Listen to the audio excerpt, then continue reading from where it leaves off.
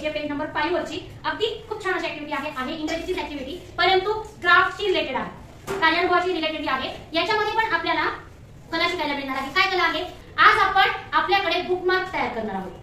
या तासामध्ये बुकमार्क तयार करणार. आता तुम्ही म्हणता मग बुकमार्क करायचं कशासाठी? कशाचं? तर सगळ्यात महत्त्वाचं म्हणजे बुकमार्क साठी आपल्याला जाड पेपर पाहिजे. आपल्याकडे बऱ्याचशा जुन्या लग्नपत्रिका असतात बघा. या लग्नपत्रिका आपण फेकून देतो लग्न झाल्यानंतर, याचा काही उपयोगच आपण करत नाही. किंवा असे जुने असे कार्ड्स आपल्या घरामध्ये काही कशाचेही पेपर्स पडलेले असतात जाड.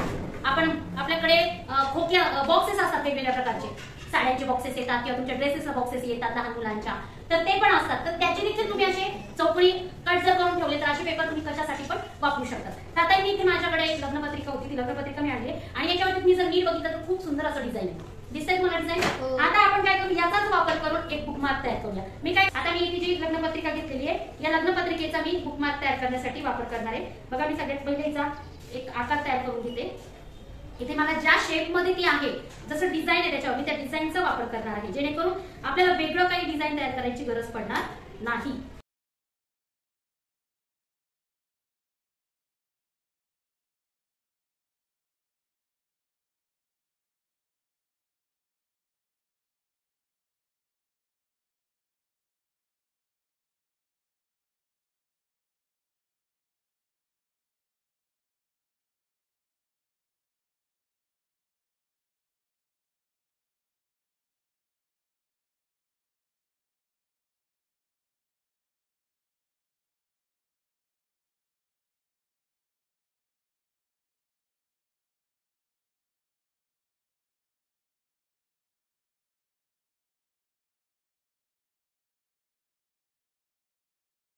पद्धतीने हे लावून ठेवलं तर ज्या वेळेला तुम्ही वापस येतात त्यावेळेला असं पान तुम्हाला आपोआप तुमचं बुकमार्कचं दिसणार आहे.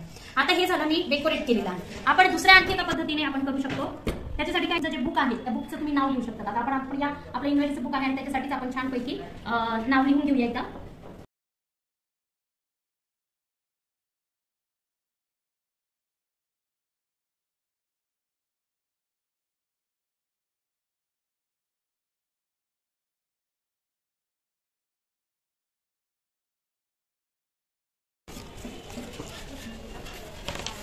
आपण आणखी एका प्रकारे आपलं बुकमार्क आपण तयार करू शकतो. त्याच्यासाठी आपल्याला कोपरा असलेला पेपर लागणार. बघा, म्हणजे आता इथे कोपरा दिसतोय की नाही तुम्हाला? या पद्धतीने आपण कोपरा असणारा पेपर आपण घेणार आहे. मी इथे तुम्हाला कट करून दाखवते. या पद्धतीने आपण त्रिकोण कट करायचा आहे. दिसतोय? हा त्रिकोण कट केल्यानंतर आपण याला अगदी सोप्या पद्धतीने छोटंसं डेकोरेशन करणार आहोत. अगदी जास्त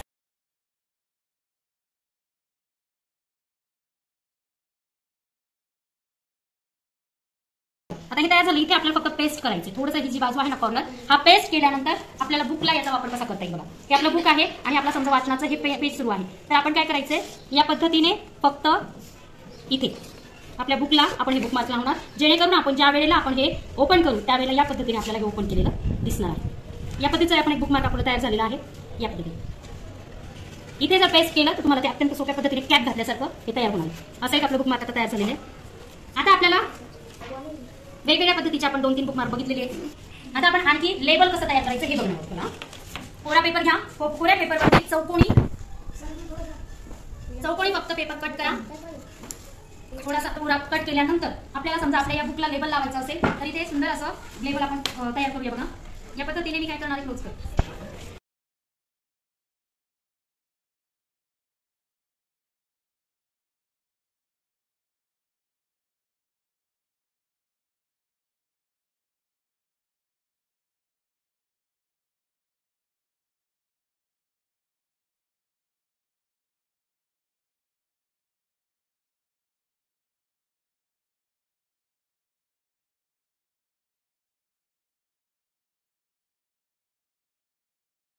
हे आपल्या पुस्तकाचं बुकमार्क आहे. हे करण्यासाठी आपण काय करू, बॅक साईडनी आपलं नाव टाकूया. समजा आपलं बुकमार्क आपल्या जवळ राहावं यासाठी आपण पाठीमागच्या साईडनी आपलं नाव टाकू शकतो, जेणेकरून हे बुकमार्क आपल्या जवळ व्यवस्थित राहील. या पद्धतीने हे लेबल